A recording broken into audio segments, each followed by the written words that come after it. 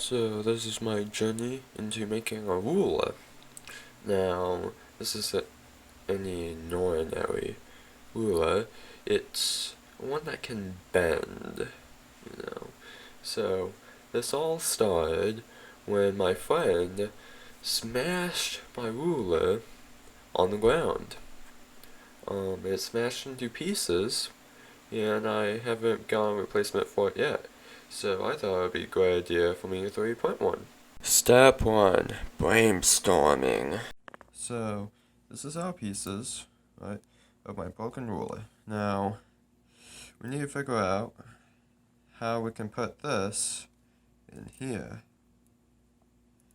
So, a couple ways we could do this is to maybe add a spring in one of these sections right here that will go back and back on as we push it, so it can slide on. Now, my springs aren't that small. I don't think there's any springs that small, so I ruled that idea out. So the next one I tried was having this screw in. This is what I tried. So there's holes here, right, which have thread, so you would be able to screw something on there. This one got stuck, but over here it's screwed in, and you could screw in all the way. It has something on the under to catch the thing, and this didn't work because this was too fat. I couldn't make the threads any smaller than this, otherwise it won't work. So this is the idea ruled out. Now, some of you are probably wondering, hey, why don't you just try the idea on two things? You don't need anything like that.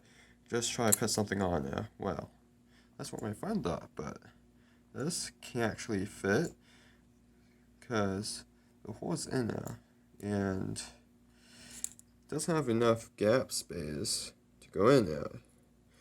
So I just printed it so I can prove them wrong, and yeah. So this was another idea ruled out. The next idea was that, let's just create two pieces, slap them together with a thing on the side. Well, so I created a little hole here, a little hole here, a little hole there, and I created a little thing so it'll fit in the hole. Now, the problem with this is that this thing was not on a curve, so it couldn't go in. So that, and these things went opposite, so I got model this all the way over here. Step 2. Modeling. So this is modeling of the first piece, which is going to click in with the other piece when I mirror the other thing and click them together, so enjoy the time lapse.